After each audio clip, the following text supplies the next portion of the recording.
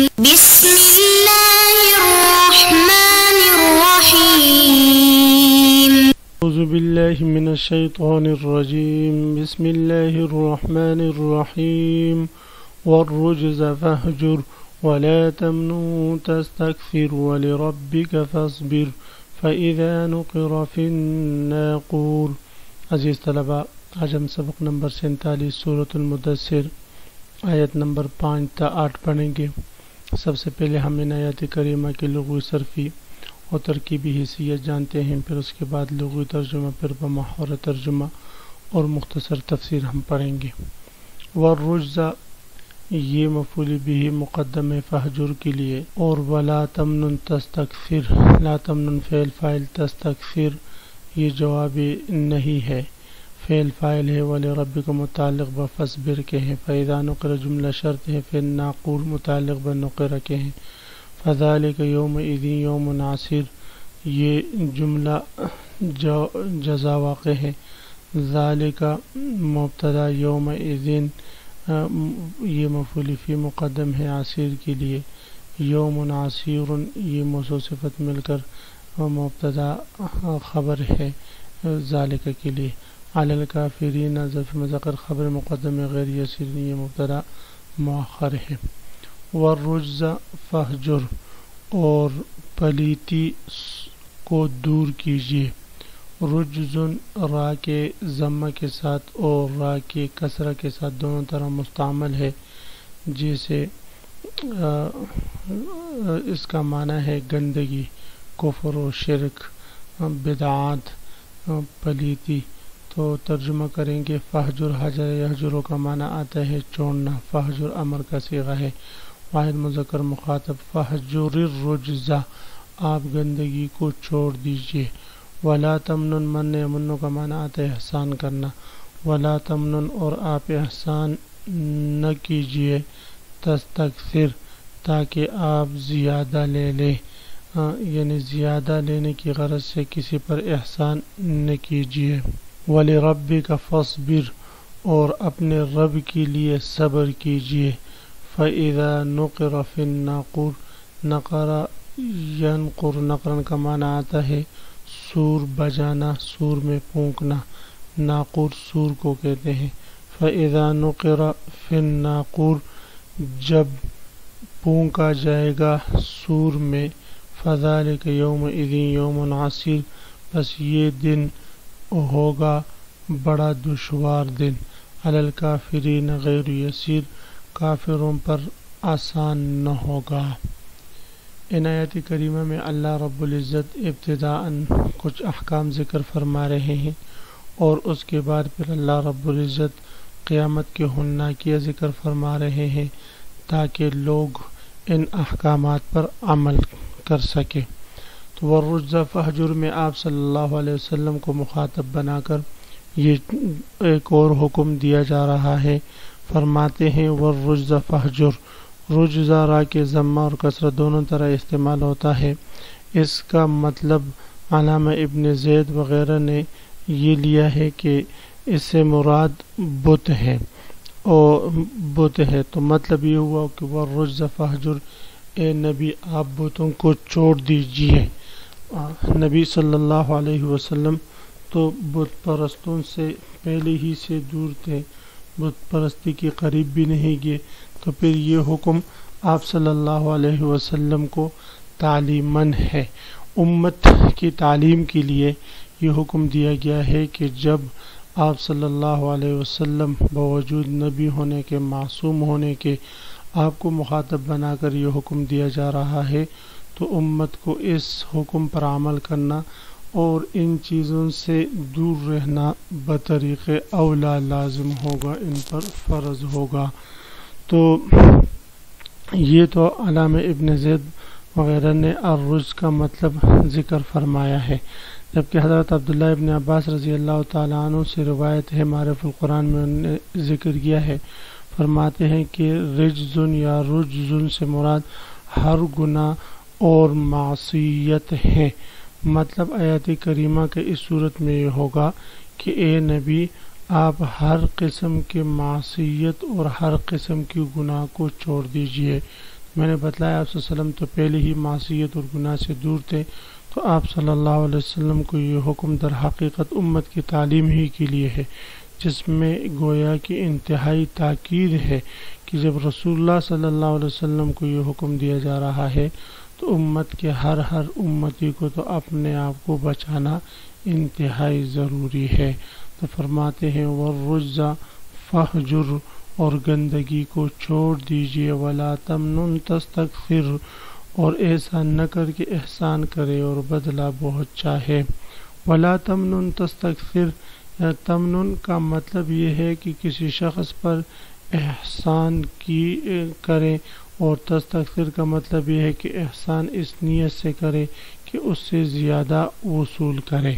مطلب یہ ہے کہ کسی کو ہدیہ دینا، کسی کو تحفہ دینا، جیسے کہ آج کل ہمارے عرف میں یہ رواج ہے کہ نیندرے وغیرہ دیے جاتے ہیں، اور شادیوں کے موقع پر تحفے تحائف دیے جاتے ہیں کپڑوں کی صورت میں، اور وہ گلدستوں کی صورت میں، پیسوں کی صورت میں، نقدی کی صورت میں یہ چیزیں دی جاتی ہیں، اور دینے والے کے ذہن میں بھی یہی ہوتا ہے کہ آج ہم نے 5 دیے تو کل وہ ہمیں 10 دے دیں گے، یہ تو بدل ہے، ختم تو نہیں ہوگا، ہمارے پیسے تو ضائع نہیں ہوتے، یہ کہا بھی جاتے ہیں۔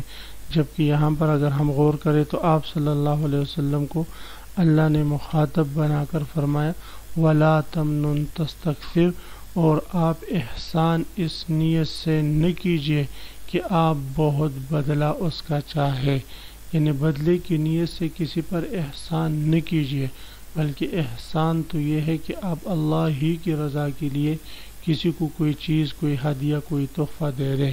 تو آپ صلی اللہ علیہ وسلم کو یہ حکم بھی امت کی تعلیم کے لیے ہے، اور انتہائی درجہ کی تاکید ہے کہ لوگ اپنے آپ کو ان چیزوں سے بچائیے۔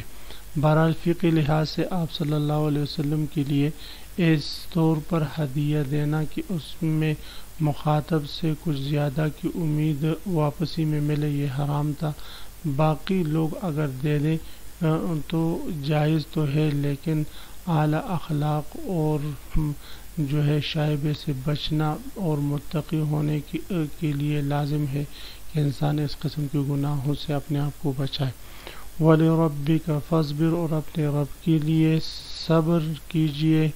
وَلِرَبِّكَ فَاصْبِرْ، اور اپنے رب سے امید رکھ۔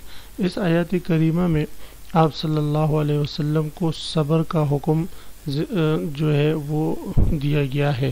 صبر کے لفظی معنی اپنے نفس کو روکنے اور قابو میں رکھنے کے ہیں، اس لیے صبر کے مفہوم میں یہ بھی داخل ہے کہ احکام کی پابندی پر اپنے نفس کو قائم رکھیے، اور یہ بھی داخل ہے کہ اللہ کے حرام کی ہوئی چیزوں سے نفس کو روکیں، اور یہ بھی داخل ہے کہ مصائب اور تکلیف میں اپنے اختیار کی حد تک جزا فضا اور شکایت سے بچیں۔ اس لیے یہ حکم ایک جامع حکم ہے جو تقریباً پورے دین کو شامل ہے۔ تو جو بھی تکلیفات آئیں، تو جو بھی احکام آئے تو ان پر پابندی سے عمل کیجیے، اور اپنے آپ کو ثابت قدم رکھیے اور صبر سے کام لیجیے۔ فصبر جمیل، کبھی مصیبت آ جائے تو اس میں بھی صبر کیجیے، اچھی طرح صبر کرنا یہ مومن ہونے کی علامت ہے۔ اور یہاں پر یہ جو ارشاد فرمائے، چونکہ آپ صلی اللہ علیہ وسلم کو شروع کی آیت میں حکم دیا تھا قم فانذر وربک فکبر، اے نبی اٹھ کھڑے ہو جائیں اور لوگوں کو ڈرائے، انذار جو ہے سنائے، لوگوں کو جہنم سے ڈرائے، لوگوں کو کفر و شرک سے بچائے، لوگوں میں جا کر تبلیغ کیجیے۔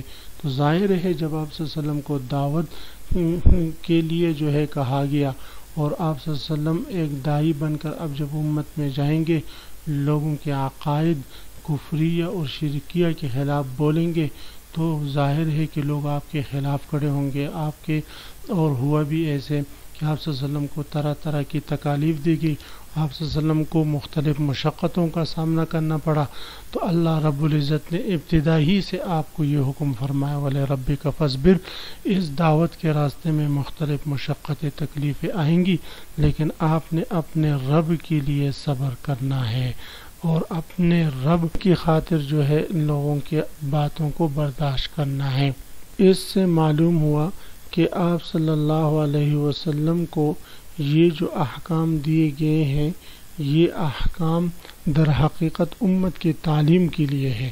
تو ہمیں بھی چاہیے کہ ہم جب دعوت کے راستے پر نکلیں، لوگوں کو دین کی دعوت دیں، تو صبر سے کام لے. اگر ہمارے مزاج کے خلاف کوئی کام ہوتا ہے، کوئی ہمیں درد و تکلیف پہنچاتا ہے، تو ہمیں ثابت قدم رہ کر صبر سے کام لینا چاہیے. بہرحال یہ مختلف احکامات اللہ رب العزت نے آپ صلی اللہ علیہ وسلم کو دیے اور یہ امت کی تعلیم کے لیے تھی. تو اس لیے اب جو ہے امت کو فَإِذَا نُقِرَ فِي النَّاقُورِ قیامت کی ہولناکی بیان فرما کر جو ہے وہ انذار اور ڈرا رہے ہیں کہ امتیوں مسلمانوں جنت کی طرف آ جاؤ، اللہ کے احکام کی طرف آ جاؤ. فرماتے فَإِذَا نُقِرَ فِي النَّاقُورِ پھر جب پونکا جائے گا سور میں، نُقِرَ فِي النَّاقُورِ جب سور میں پونکا جائے گا. اس سے مراد جو ہے نفخ اولا ہے یا نفخ ثانیہ ہے، یعنی قرب قیامت میں جب سور میں پونکا جائے گا. اور پہلی دفعہ جب سور میں پونکا جائے گا تو سب لوگ روئے زمین پر جتنے بھی جاندار ہیں سب پر موت طاری ہو جائے گی. پھر جب پونکا جائے گا سب کو اٹھایا جائے گا. تو اس کی حالت کی طرف اشارہ ہے. فَإِذَا نُقِرَ فِي النَّاقُورِ، ناقور سور کو کہتے ہیں. جب سور میں پونکا جائے گا فَذَلِكَ يَوْمَئِذٍ يَوْمٌ عَسِيرٌ تو یہ دن جو ہے بڑا مشکل دن ہوگا. فَذَلِكَ يَوْمَئِذٍ يَوْمٌ عَسِيرٌ پھر وہ اس دن مشکل دن ہوگا، سخت دن ہوگا، تکلیف والا دن ہوگا. جیسے سورۃ المزمل میں ہم نے پڑھا کہ یہ ایسا دن ہے کہ جس میں بچے جو ہے یوم یجعل الولدان شیبا بچوں کو یہ بوڑھا بنا دے گا. اتنے ہولناک اور سخت دن ہوگا. وَتَكُونُ الْفِرَاشُ كَالْعِهْنِ الْمَنْفُوشِ جس میں یہ مضبوط پہاڑ جو ہے اوڑی ہوئی روئی کی طرح ہو جائے گی. تو یہ کیفیت ہوگی. تو یہ بڑا سخت دن ہوگا. عَلَى الْكَافِرِينَ غَيْرُ يَسِيرٌ وہ لوگ جو کافر ہیں، جو جہنم کو اور جنت کا عقیدہ نہیں رکھتے تھے اور عقید آخرت کا انکار کرتے تھے، رسالت سے منکر تھے، آپ صلی اللہ علیہ وسلم کی بات نہیں مانتے تھے، جو کفر و شرک میں مبتلا تھے، ایسے لوگوں پر غیر یسیر یہ قیامت کا دن آسانی سے نہیں گزرے گا اور ان کے لیے آسان نہیں ہوگا بلکہ بڑا دشوار ہوگا. تو یہ کافروں کی یہ حالت بتا کر اس میں اشارہ ہے کہ مسلمانوں کے لیے یہ دن جو ہے بڑا آسان ہوگا. اس میں مسلمانوں کے لیے کسی قسم کی تکلیف اور مشقت نہ ہوگی. اللہ رب العزت ان کو جو ہے راحت اور سکون میں اور اپنے عرش کے سائے میں رکھیں گے. تو اللہ رب العزت ہمیں اس دن کی ہولناکیوں سے، تکلیفوں سے، مشقتوں سے محفوظ رکھے. عزیز طلبہ، اسی کے ساتھ آج کے سبق کا اختتام ہوا. آپ حضرات اس کو خوب غور سے سنیں سمجھے. اللہ ہم سب کا حامی و ناصر ہو. آمین. وآخر دعوانا ان الحمد للہ رب العالمین.